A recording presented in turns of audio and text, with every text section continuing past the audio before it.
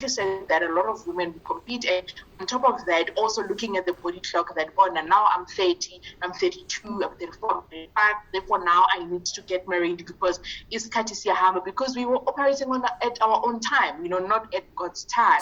So looking at, how you spoke about the pressures, for example, of time, what would you advise the young people that are listening to us today, either the gents or the ladies, Uguti, even if you feel pressured, don't fall into that pressure, wait for God's time. And if family and friends are there saying, time is running, how do we then deal with those people? How should the listeners explain to those people who to know, I'm waiting on God, I'm waiting to be ready, I'm waiting for the right time?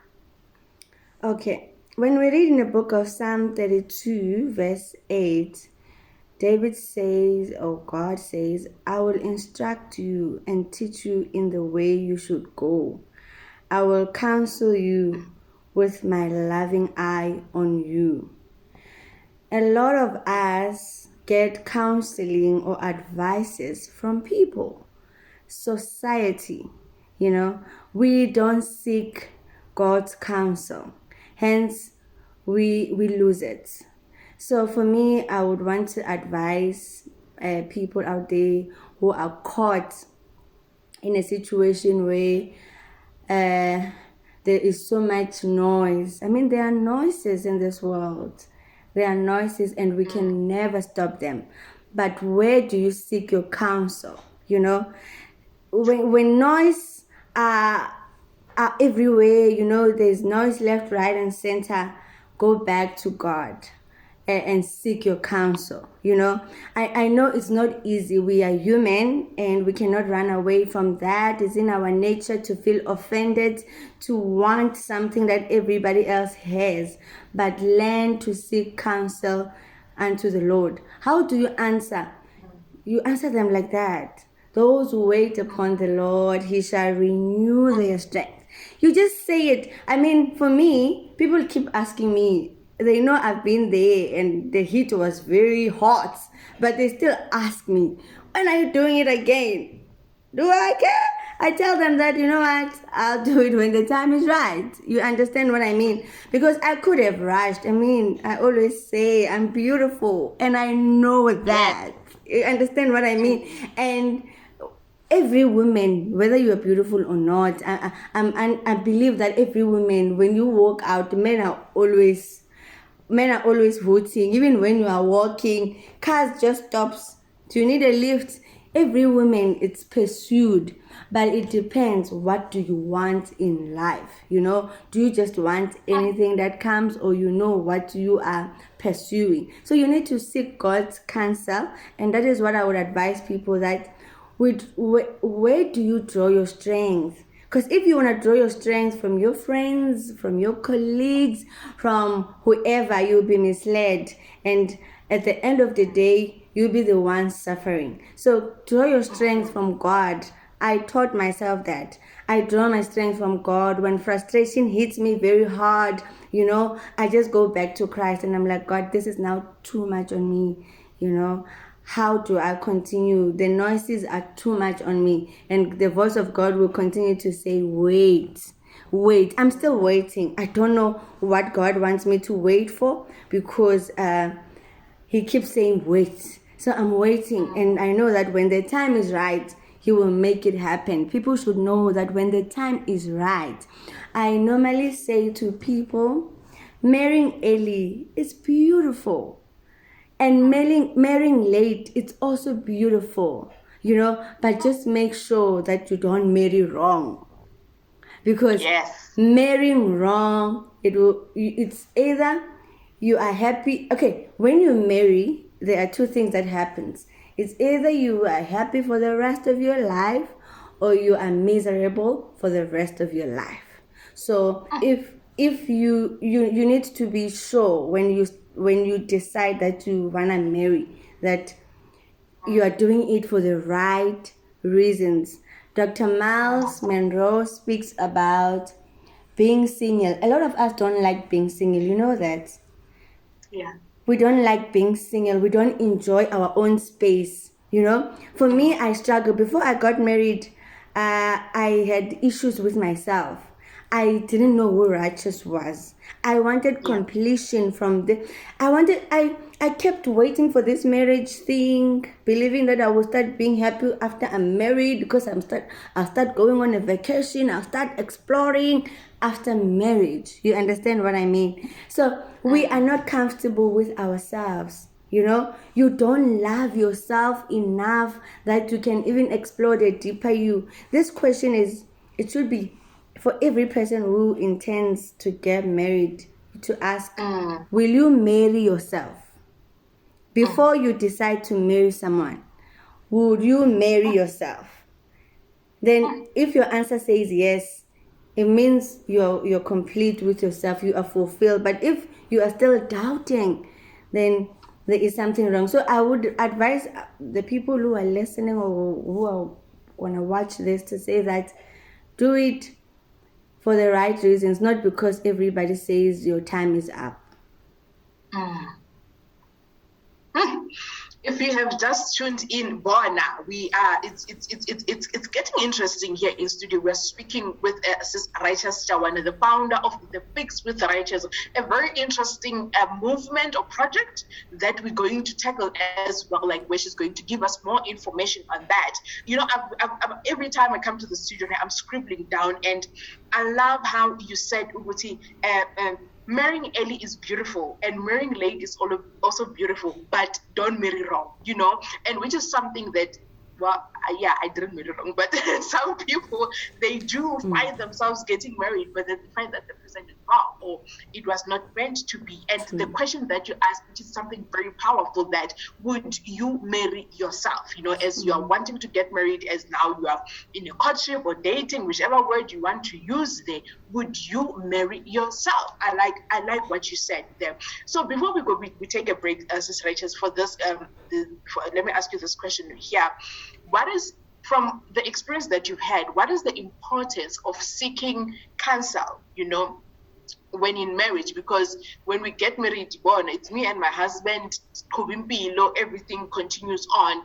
And I raised this issue some other time, that even the people that do premarital counseling, once the wedding is done, they are nowhere to be found. You know, they don't check up on the couple, they don't text or anything like that. It takes you again and go and seek counsel or reach out to people whenever we are met with challenges. So according to what you have went through, what is the importance of seeking counsel? Even when you say I'm working on it, but maybe if you speak to a counselor, you speak to an elder at church, you speak to so and so, maybe things would be a little bit easier.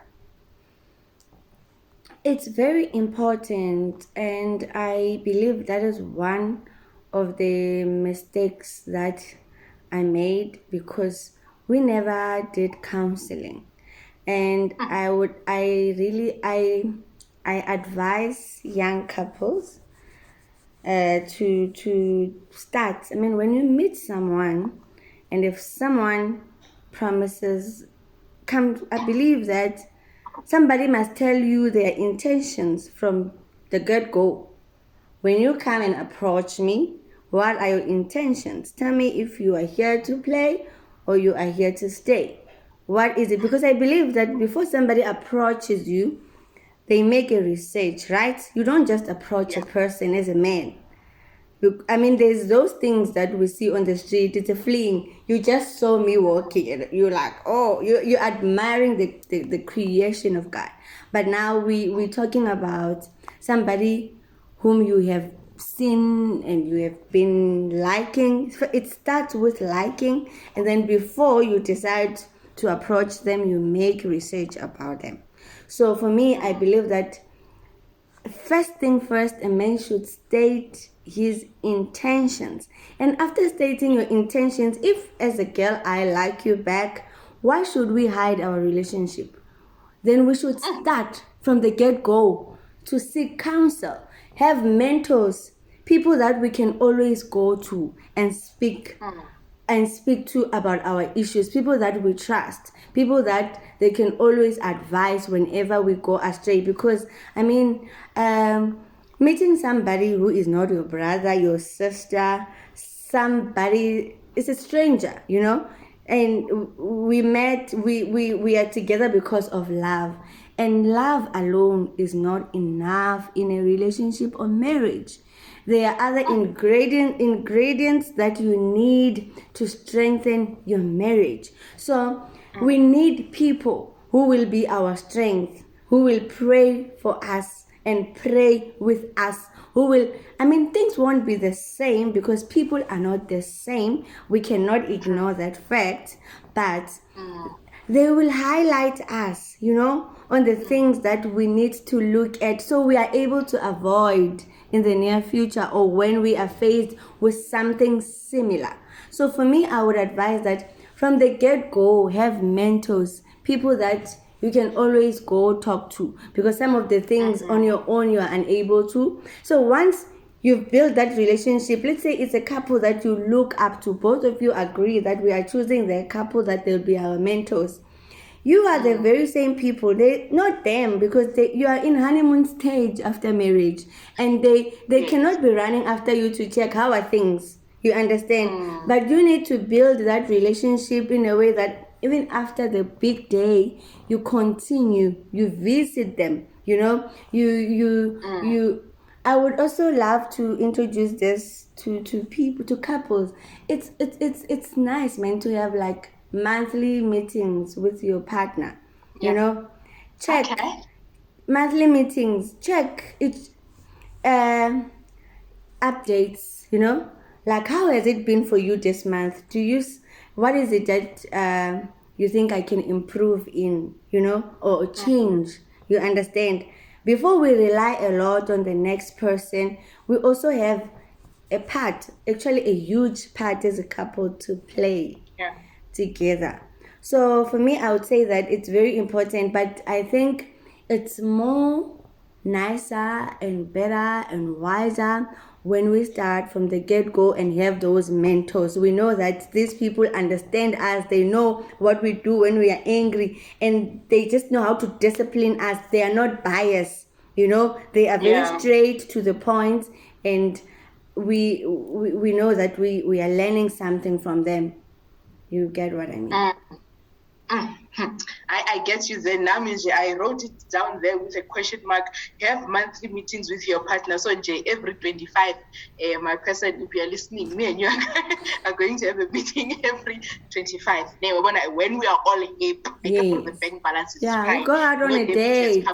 You must do dates. Why must it stop? The dates. This man should always propose. It's their duty to love us. Yes. Yeah. To our listeners at home, if you have any questions or any comments, we're actually speaking to the founder of The Fix with Righteous, Sis Righteous Jawane. So we're going to take a quick ad break. When we come back, I see we have a voice note that came through on 067 1531089. We're going to take that and then we continue finding out what are we fixing with Righteous. Yeah.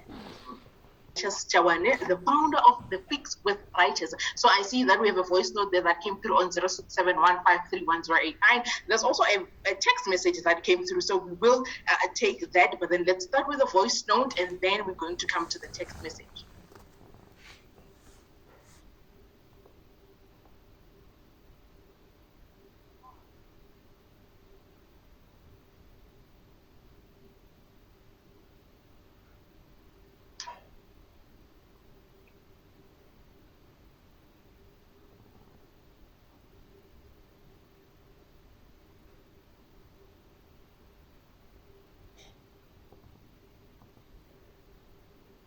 Thank you to our listener there. Did you get the question, Sister Righteous? It was quiet. Okay, so the listener is asking, what reasons did your former partner gave for ending the relationship? Okay. Do I still remember? He said he was tired and oh God, help me. He's tired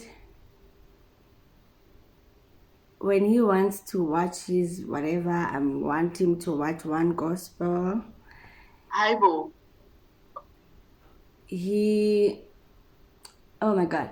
I would refer them to my story because, on YouTube, because I don't want to I completely closed up this page, I completely closed up this page. So most of the things don't really matter to me. I just got the lessons from it, but I've got the full story. I just don't remember, man. He said, and I don't want to misquote. I don't want to add my things. Yeah, because I don't want to to end up looking like I'm a liar. I don't remember those things, and I don't want to. I decided to crash that page actually because I want to begin my life from a new page. But they can go to their thingy and listen. But what I can say to the listener, from what he said, I tried to look at what he said and introspect myself and see what I can change so that the same things that this person is complaining about don't happen in the future to my next person. Yeah. Okay. All right. We got that. I will give details of the page as we close at 5 to 8 o'clock. So I will give the details to the YouTube page. We have a question before we go to the Fix with Righteous, a question that came through on 0671531089. It says, good evening, Zanele and your guest. How will you know when God is saying now is time to get married? And how do you explain marrying wrong? That is from Anonymous, that message that came through. It is when, I've answered this already, that when you feel at peace. When you meet someone and your heart will tell you, I think it's only now that I'm so free and I'm so relaxed about this marriage thing, that I'm learning so much about marriage, that when something is right, your gut feeling, trust your gut feeling, man. Once there is peace, you will feel the peace within you. And that is not just an ordinary peace, it's the peace of God. You just get overwhelmed with this peace from God, that even when odds are against you, but deep inside, there is just that peace that this is right. And this is not from you, this is from God.